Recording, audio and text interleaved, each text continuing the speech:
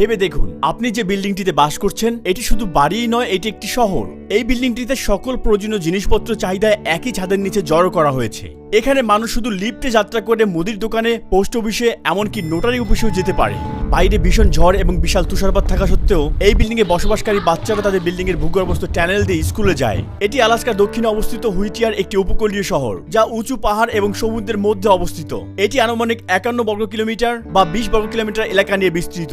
এখানকার জনসংখ্যার জন্য শুধুমাত্র একটি আবাসিক এলাকা রয়েছে। হুইটিয়ারের বাসিন্দাদের জন্য তাদের বিল্ডিং এর করিডোরে হাঁটা মানে তাদের প্রতিবেশীদের রাস্তায় হাঁটা। মুদি দোকানে পাজামা পরে পুলিশ প্রধানকে অভ্যর্থনা জানানো বা লন্ড্রি রুমে মেয়রের কাছে ছুটে যাওয়া এই কমিউনিটির জন্য খুবই সাধারণ একটি ব্যাপার। এখন আমরা হুইটিয়ারে যাওয়ার জন্য আমাদের এই টানেলটি খুলে দেওয়ার জন্য অপেক্ষা করছি।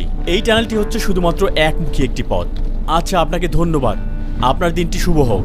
শহরের প্রবেশ এবং প্রস্থান নিশ্চিত করতে প্রতি আধা ঘন্টা অন্তর দিক পরিবর্তন করতে হয়। এখানে টানেলের অবস্থা এবং সময় সীমাবদ্ধতার কারণে সাইকেল এবং পথচারীদের চলাচলের অনুমতি নেই। এখানে প্রবেশদ্বারে ত্রিভুজ আকৃতির ছাদ তুষারপাতের সময় টানেলটির মুখ বন্ধ করতে প্রতিরোধ করা হয়। অ্যান্টন অ্যান্ডারসন মেমোরিয়াল টানেল একমাত্র রাস্তা যা হুইটিয়ারকে 80 বছর ধরে বিশ্বের বাকি অংশের সাথে সংযুক্ত রেখেছে। পাহাড়ের মধ্য দিয়ে যাওয়া এই 4 কিলোমিটার বা 2.4 মাইল দীর্ঘ টানেলটি মার্কিন সামরিক বাহিনী একটি রেলপথ হিসেবে তৈরি করেছিল এবং 2000 সালে এটি সকলের জন্য উন্মুক্ত করা হয়েছিল।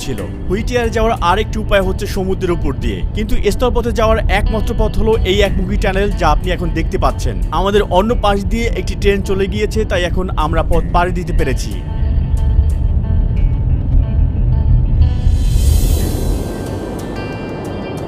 প্রথমেই আমি যে জিনিসটি লক্ষ্য করছি তা হলো এই জায়গাটি বন্দরের সমস্ত কাজ নিয়ে ব্যস্ত। এখানে সকল ছোট বিল্ডিংগুলো মাছ ধরার সংরক্ষিত এলাকা হিসেবে ব্যবহৃত হয়। যেই বিল্ডিংটিতে সবাই বাস করে ঠিক এর পাশে এগুলো অবস্থিত। এটা দেখতে ঠিক সোভিয়েত ইউনিয়নের দেখা গঠনবাদী স্থাপত্যের মতোই। আমি বেগিস টাওয়ারের ঠিক সামনেই এখন, যেখানে পুরো শহর একই ছাদের নিচে থাকে। তো চলুন ভিতরে ঢোকা যাক। নিচতলার ঐতিহাসিক ছবিগুলো আমাদের অভ্যর্থনা জানাচ্ছে। স্নায়ুযুদ্ধের সময় মার্কিন সামরিক কর্মীদের সেবা করার জন্য এই ভবনটি 1956 সালে প্রথম নির্মিত হয়েছিল। এই 14 তলা বিল্ডিং এ মোট 196টি অ্যাপার্টমেন্ট রয়েছে। 1000 জন লোকের জন্য থাকার জায়গা সরবরাহ করার ক্ষমতা রয়েছে। এই বিল্ডিং এর ভিতরে রয়েছে একটি মুদির দোকান, একটি লন্ড্রি শপ, একটি স্টোরেজ এলাকা এবং বাচ্চাদের জন্য রয়েছে খেলার মাঠ, 2টি গির্জা, পৌরসভার অফিস, টানেল দ্বারা যুক্ত একটি স্কুল, একটি পোস্ট অফিস, এমনকি একটি নোটারি অফিসও অন্তর্ভুক্ত রয়েছে এখানে। শীতের সময় এখানকার মানুষ কয়েক সপ্তাহ ধরে বিল্ডিং এর ভিতরে অবস্থান করে। এটা যেন একটা ছোট বাজার যেখানে আপনি আপনার সবকিছু পাবেন। একটু সামনে এগিয়েই আমরা কোজি কর্নারে একটি স্টোর পেলাম। আমি দেখতে পাচ্ছি আপনি খুব ভালোভাবেই সকল কিছু মজুদ রেখেছেন। টিনজাত খাবার থেকে শুরু করে ব্যক্তিগত সকল পণ্য এই কোজি কর্নার স্টোরে পাওয়া যাবে। এই দোকানটিতে কোনো ফার্মেসি নেই, কিন্তু এই দোকানে ব্যথানাশক এবং সকল ধরনের সাপ্লিমেন্টারি ওষুধ খুব সহজেই পাওয়া যায় এখানে। দেখতে পাচ্ছেন এখানে টাইও রয়েছে, এমনকি ওষুধও রয়েছে। সবকিছু গুছানো এবং একসাথে সবকিছু পেয়ে যাবেন। নিচতলার আরেকটি অংশ লন্ড্রি রুম হিসেবে ব্যবহৃত হয়েছে। এখানে মানুষ টাকা দিয়ে জামা কাপড় ওয়াশ করতে পারে। কাপড় ওয়াশ চলাকালীন সময়ে তারা এই ভেন্ডিং মেশিন থেকে বিভিন্ন ধরনের খাবার এবং পানি সংগ্রহ করতে পারে। এছাড়াও তারা এই এটিএম ব্যবহার করে দ্রুত ব্যাংকিং লেনদেনও পরিচালনা করতে পারে। বিল্ডিং এর দীর্ঘ রাস্তার করিডোরের শব্দ শোষণের জন্য পপকর্ন সিলিং ব্যবহার করা হয়েছে এখানে। নিচতলার এই নোটারিতে মানুষরা কয়েক মিনিটের মধ্যেই তাদের কাগজপত্রের কাজ শেষ করতে পারে এখানে। এই বিল্ডিং এর সকল ফ্লোরেই এরকম সিসিটিভি ক্যামেরা রয়েছে। যদিও এখানে কোনো অপরাধ নেই, কিন্তু সময় সময় ছোটখাটো অপরাধ ঘটতেই পারে। ছোট কোনো ডাকাতি অথবা প্রতিবেশীদের মধ্যে বাকবিতণ্ডা আমাকে দেখছে। আমরা জানতে পারি সম্প্রতি এই ভবনটিতে একটি পুলিশ স্টেশন রয়েছিল। তাই বলা যায় এখানে অপরাধ করলে একজন বাসিন্দাকে গ্রেপ্তার করে তার নিজস্ব ভবনের মধ্যেই কারাগারে বন্দী রাখার ব্যবস্থাও রয়েছে। আমরা সিঁড়ি বেয়ে বেসমেন্টে যাচ্ছি। এটা হলো এই বিল্ডিং এর স্টোরেজ এরিয়া। এখানে মানুষ তার মূল্যবান জিনিসপত্র সংরক্ষণ করে রাখে। এটা দেখতে অনেকটা হরর মুভির মতো। এখানে দুটি ভিন্ন খ্রিস্টান সম্প্রদায়ের জন্য দুটি ভিন্ন গির্জা রয়েছে। বেসমেন্টের নিউ লাইট চার্চে প্রতি রবিবার সকাল 9টা থেকে সামোয়ান ভাষায় আপনি মধুর কণ্ঠে এখানে গান শুনতে পাবেন। অন্যদিকে হুটিয়ার খ্রিস্টান কমিউনিটি চার্চ 7 তলায় অবস্থিত এবং তাদের সকল পরিষেবা সকাল 11টায় শুরু হয়ে থাকে। বেগিস টাওয়ারটিকে বাইরে থেকে একটি এক কাঠামোর বিল্ডিং এর মতো দেখা যায়, কিন্তু এটি সম্পূর্ণ ভিন্ন 3টি পৃথক বিল্ডিং নিয়ে গঠিত। এদের মধ্যে 20 সেন্টিমিটার বা 7.8 ইঞ্চি ব্যবধানের গ্যাপ রয়েছে।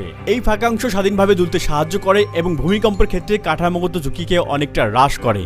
আপনি এখানে যে জায়গাটি দেখতে পাচ্ছেন এটা সরাসরি মাটির নিচ পর্যন্ত চলে গিয়েছে। আগুন এবং ভূমিকম্প প্রতিরোধী এই বিল্ডিংটি 1964 সালের গ্রেট আলাস্কান ভূমিকম্পকে গুরুতর ক্ষতি ছাড়াই প্রতিরোধ করতে পেরেছিল, যা 9.2 মাত্রার এবং বিশ্বের দ্বিতীয় শক্তিশালী ভূমিকম্প হিসেবে পরিচিত। সেই সময় শুধুমাত্র সুনামির কারণে ভবনের বাইরে থাকা 13 জন মানুষ প্রাণ হারিয়েছিলেন। আপনি যেমনটা দেখছেন এখানে 15টি ফ্লোর রয়েছে, তবে দক্ষিণের বিল্ডিংটিতে 14টি ফ্লোর রয়েছে। তারা বিশ্বাস করে 13 নং ফ্লোর খারাপ ভাগ্য নিয়ে আসে। বিল্ডিং এর উপরের 2 তলা পর্যটকদের জন্য বিছানা এবং সকালের নাস্তা পরিবেশনের জন্য ব্যবহার করা হয়, যারা এখানে ছুটি কাটানোর জন্য জাহাজে করে এসে থাকেন। এছাড়াও একটি হোটেল রয়েছে এখানে। 15 তলার এই রুমটিতে সকল মালিকেরা একত্রিত হন এবং যে কোনো ধরনের সিদ্ধান্ত নেন। অন্যভাবে বললে পুরো শহরটির সিদ্ধান্ত এখান থেকে নেওয়া হয়। 3 থেকে 18 বছর বয়সী 35 জন শিশু এই ভবনটির এই স্কুলে পড়াশোনা করে। শুধু পড়াশোনাই নয়, সকল ধরনের ফিজিক্যাল ফ্যাসিলিটি এই স্কুল দ্বারা তারা প্রদান করে থাকে। হুইটিয়ার কমিউনিটি স্কুল শহরের একমাত্র শিক্ষা প্রতিষ্ঠান। এটি একটি টানেল দ্বারা বেগিস টাওয়ার সাথে সংযুক্ত, তাই শিক্ষার্থীরা চাইলে তারা শুধু পায়জামা এবং চপ্পল পরেই এই টানেলের ভিতর দিয়ে দ্রুত স্কুলে যেতে পারে। এই শিশু শিক্ষার্থীদের জন্য তাদের স্কুল এবং বাড়ির ধারণা প্রায় একই রকম। এই রুমটিতে শিক্ষকরা তাদের শিক্ষার্থীদের জন্য সকালের নাস্তা বানিয়ে থাকে এবং একই পরিবারের মতো সকলে নাস্তা খেয়ে থাকে। শ্রেণীকক্ষগুলো বিভিন্ন স্তর এবং গ্রেডে ভাগ করা হয়েছে। যদি কোনো শিক্ষার্থীর হোমওয়ার্ক করতে সমস্যা হয় অথবা সে যে কোনো ধরনের সমস্যার সম্মুখীন হয়, তাহলে সে চাইলে সব সময় তার প্রতিবেশী শিক্ষকের দরজায় নক করতে পারে। You've seen the mountains and stuff. I've lived everywhere, and you can't get the views like that here. We're isolated from the big city and the big everything that's going on in the city. You feel like everybody's your neighbor. এখানে আসলে কতজন মানুষ বাস করে? I think the whole population of Whittier is like 300. এই building এ থাকা মানুষের গড় বয়স কত হতে পারে?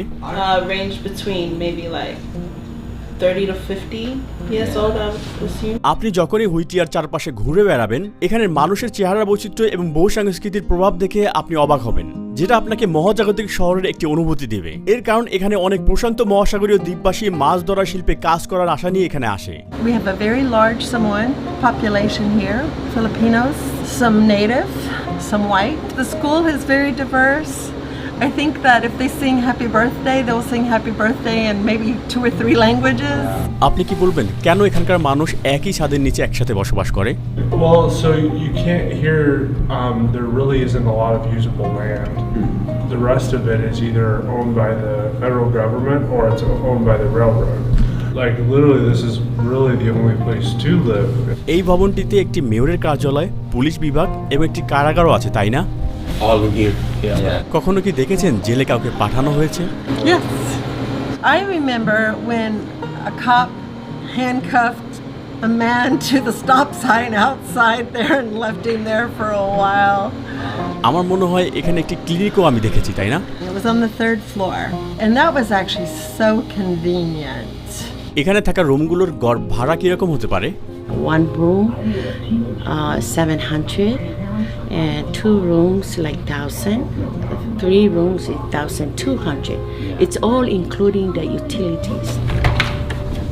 হুইটিয়ার একটি সাধারণ রুমে আপনাকে স্বাগতম। এখানে একটি রান্নাঘর রয়েছে। এই ইউনিটটিতে 2টি ঘর রয়েছে।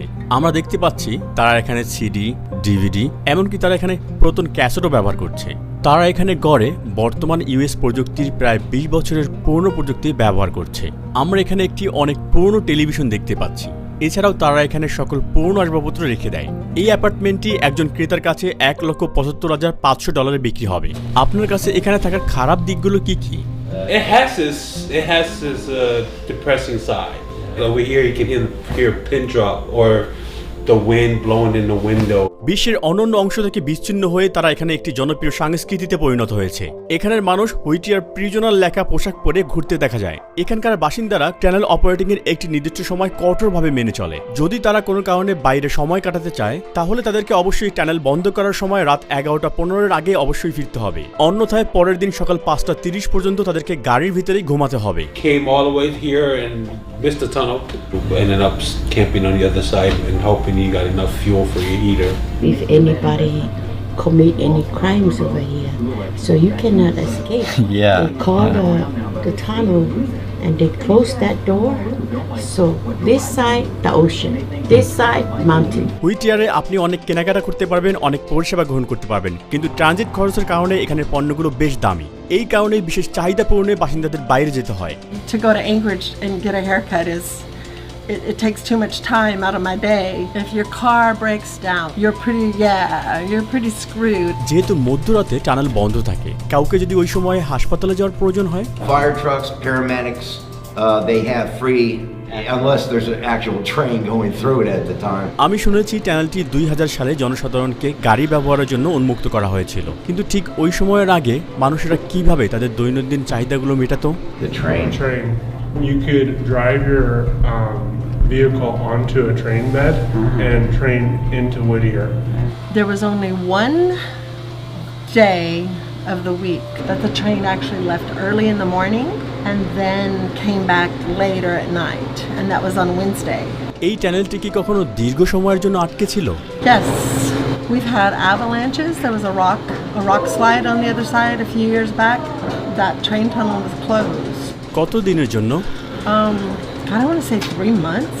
যদিও হুইটিয়ারে আগত বিভিন্ন পরিবেশ থেকে মানুষ আপনার কাছে অন্যরকম মনে হতে পারে, কিন্তু আসলে এটা এখানকার মানুষদের মধ্যে শক্তিশালী সম্পর্ক গড়ে তুলতে সাহায্য করে। If somebody needs something, I mean, I have people who come in like, Beverly, I don't have any cat food.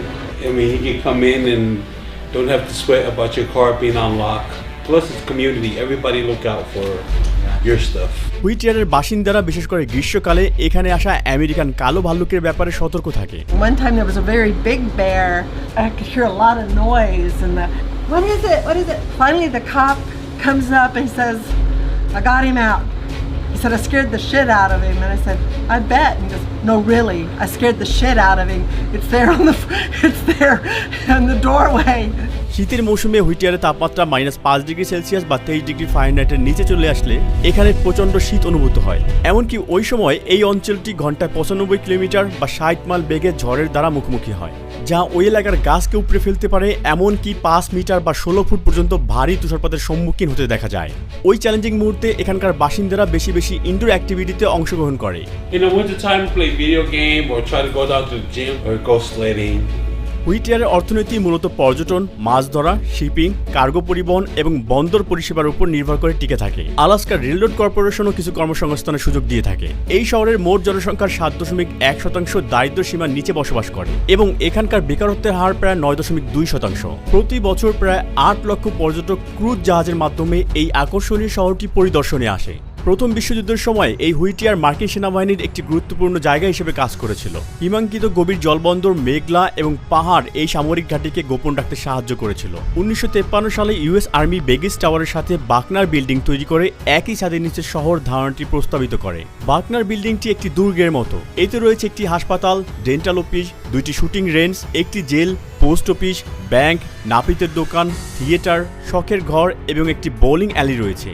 1960-এর দশকে সেনা প্রত্যাহারের পর বেগিস টাওয়ারগুলো ব্যবহার করা অব্যাহত থাকলেও বাকনা বিল্ডিংটি পরিত্যক্ত অবস্থায় পড়েছিল। এই বিল্ডিংটি এখন একটি পরিত্যক্ত কাঠামো, যার মেঝেতে বিয়ারের ক্যান, দেয়ালে আঁকা পুরনো ছবি। হয়তো ভিতরে গেলে দেখা যাবে এখানে ভাল্লুকেরা শীত থেকে বাঁচতে এর ভিতরে বসবাস করছে। যদিও বেগিস টাওয়ারের একটি উজ্জ্বল অতীত রয়েছে, বহু বছর ধরে এটি প্রাকৃতিক ধ্বংসাত্মক শক্তি থেকে নিজেকে প্রতিরোধ করেছে, কিন্তু 70 বছরের পুরনো কাঠামো হিসেবে এটি তার জীবনকাল অতিক্রম করতে চলেছে। এটি শুধুমাত্র তার বর্তমান বাসিন্দাদের জন্যই নয়, ভবিষ্যৎ প্রজন্মের জন্য এটি একটি মহান তাৎপর্যের ভূমিকা বয়ে আনতে চলছে। হুইটিয়ারের সমস্ত বাসযোগ্য জমির মালিক আলাস্কার রেলরোড কোম্পানি। এখানকার মানুষের জন্য নতুন কোনো বিল্ডিং নির্মাণের আর কোনো জায়গা নেই। I hope that it stays like this for forever. I don't know if it will. ভিডিওটি দেখার জন্য ধন্যবাদ। দেখা হবে আবার নতুন কোনো ভিডিওতে। আমাদের চ্যানেলটি সাবস্ক্রাইব করতে ভুলবেন না। সাথে ছিলাম আমি রুহি চ্যানেল।